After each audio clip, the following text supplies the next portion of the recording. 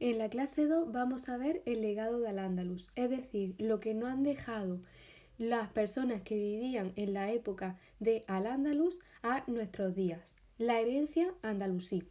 Al-Ándalus fue un importante centro cultural donde vivían médicos, astrónomos y filósofos, como tenemos el ejemplo de Averroes. Averroes fue un filósofo y médico andalusí de origen bereber.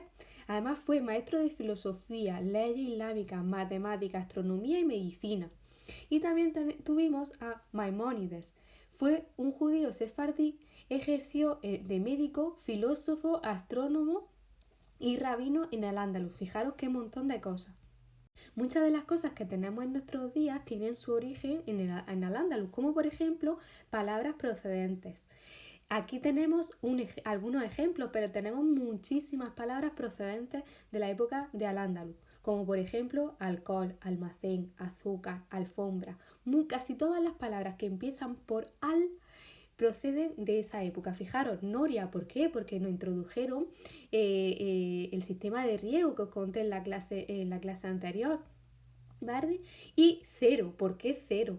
Pues porque también nos introdujeron la numeración, los números que utilizamos hoy en día, y ellos introdujeron el número cero, la numeración arábiga.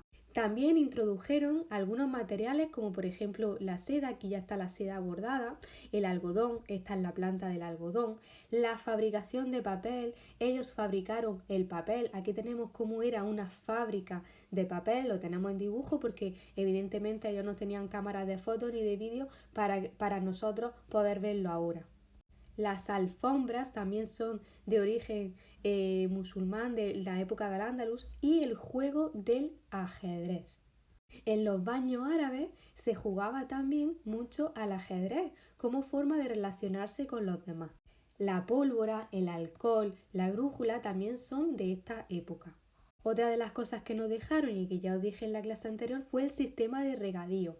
Ellos tenían una especie de aljibe o pozo, además de las norias y la acequia. ¿Cómo sacaban el agua de los pozos? Pues mirad, aquí lo vamos a ver. En esta imagen tenéis cómo sería la forma original y aquí un dibujo que nos lo explica.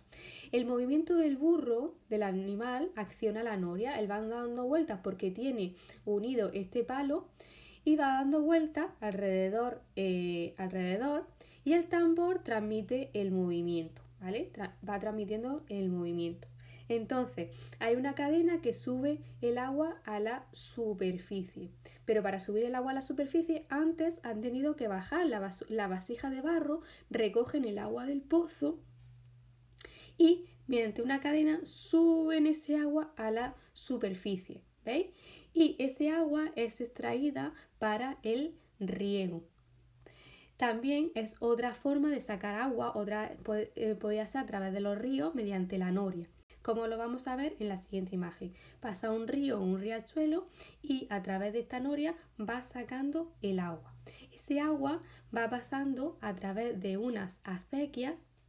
Fijaros que son como construcciones para llevar el agua a los diferentes cultivos. Por otro lado, tenemos la arquitectura en Al-Ándalus. La arquitectura tuvo muchísima importancia en aquella época y de hecho todavía nosotros seguimos teniendo alguna arquitectura de aquella época. Los materiales que usaban eran ladrillo, madera y yeso, ¿vale?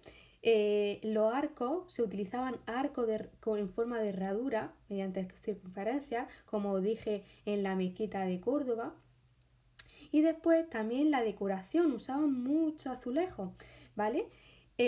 Con formas geométricas la iban uniendo en forma de mosaico y iban haciendo pues esos mosaicos con pequeños azulejos. Y además también usaban mucho los textos en árabe.